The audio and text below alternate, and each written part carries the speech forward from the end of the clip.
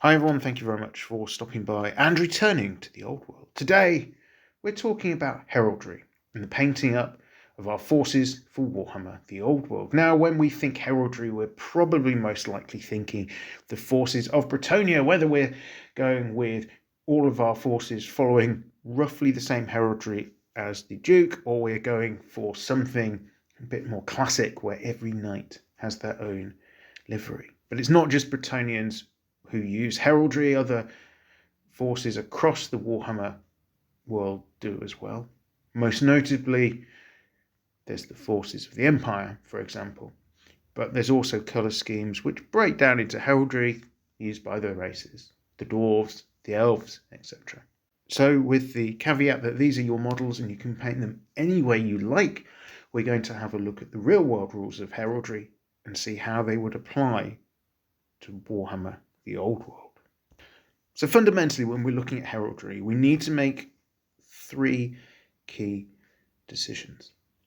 We need to think about what colours we want to use for our heraldic device, what shapes we might be putting on the shields, flags, etc., and what emblems we want to apply. And we'll talk through each of these now in turn. Let's start with colours. Now, traditionally, colours are split into two categories when it comes to heraldry. There are colours and there are metals. The colours are red, blue, green, black, and purple. The metals are gold/yellow and silver/white.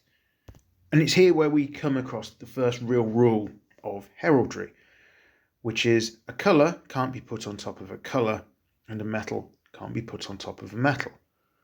So they can sit next to each other on a scheme, so a blue and green background, for example, but a shape or something over the top of those colours would need to be in a metal.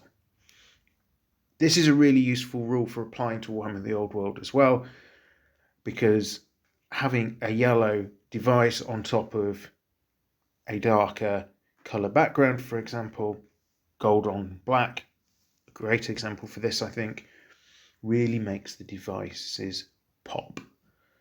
So it really helps emphasise what you're trying to do. So I think sensible overall to try and keep to this rule.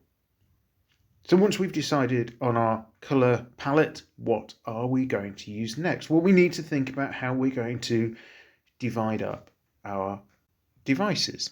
And I think it's here where we can be a little bit creative. Even if we're following the same heraldic scheme across our entire army, we can add a little bit of personalisation just by mixing up how we're really applying the shapes that sit across the various units and individuals.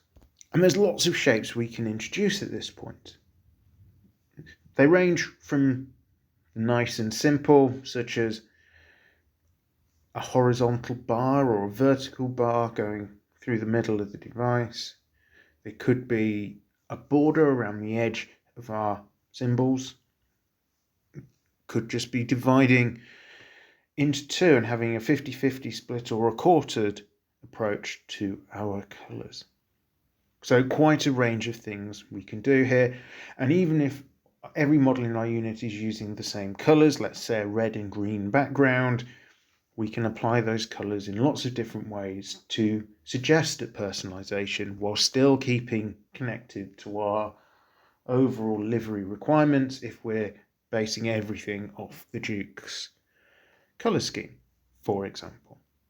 The final decision we need to take when looking at heraldry is applying an emblem. Now, if you're doing Knights Errant, for example, you might not want to do an emblem. These are, after all, warriors that have yet to fully earn their spurs as Knights of the Realm, so may not need an emblem and be kept a little bit plainer to represent their lower status in the ranks of knighthood.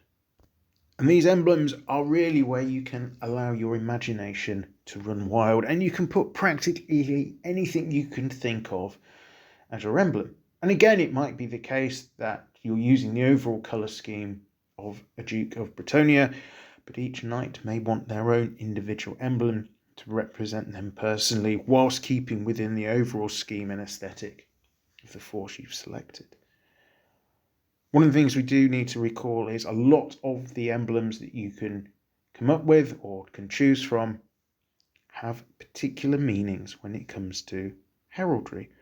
For example, a dragon or a lion would represent bravery, a dog, reliability, the power and ability of the eagle.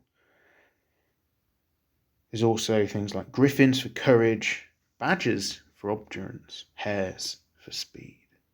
And it doesn't just have to be animals. You could be using weighted scales, for example, a pen, pretty much anything you can think of which will carry its own individual meaning for the knight that bears that emblem. One thing that is worth noting is that heraldic devices are personal rather than family driven, although they can be inspired by family. Now, I know that in gift shops around the UK, certainly particularly those connected to museums and other historic sites, you can often buy little fridge magnets with details of a family crest. So while you can use these as inspiration, it is important to remember, however, that heraldry is personal, and just because your surname is Bloggs or Smith or Brown does not mean there is a brown coat of arms. So really all of this takes us to points of inspiration. We know what decisions we need to make, and we've got rough ideas around what colours we want to use, what shapes, or ordinaries as they're also known, what emblem we want to slap on top. Or maybe we don't know any of that and we just desperately need to seek inspiration. And the good news is heraldry is in one shape or another all around us. And it's really easy to draw inspiration from what we can see. What do I mean by this? Well, maybe you've got a favourite sports team. They'll have colours and a badge which you can use as a point of inspiration. Maybe your local authority has its own heraldry. And then, of course, there's the heraldry of real nobles and real knights that walked the earth in days gone by and took to the battlefields across the medieval and Renaissance periods in all of their splendour and glory. There's almost a limitless amount of research potential and colour schemes out there for you to choose from, ranging from the incredibly simple to the massively complex. So there we go, a little bit of information about real life heraldry and how this might be useful when considering how we want to paint up our forces for Warhammer the Old World. Now within this, of course, it does go perhaps without saying that some factions are more associated with some colours than others. So High Elves, for example, traditionally associated with bright whites and blues, for example. So Orcs might not want to be dressed in brilliant white, for example, because it might look a little bit odd. But within that, as I say, really the choice of colours is entirely at your discretion. They are your models and they need to look in a way that really you are happy with. All that remains for me to say is I hope you found this information useful. If you've enjoyed this video and others like it, then do consider subscribing to the channel. That, combined with a little bit of your time watching these videos, is the best way of supporting small channels such as this one. Once again, thank you very much for listening. I am returned to the old world. Have a great day.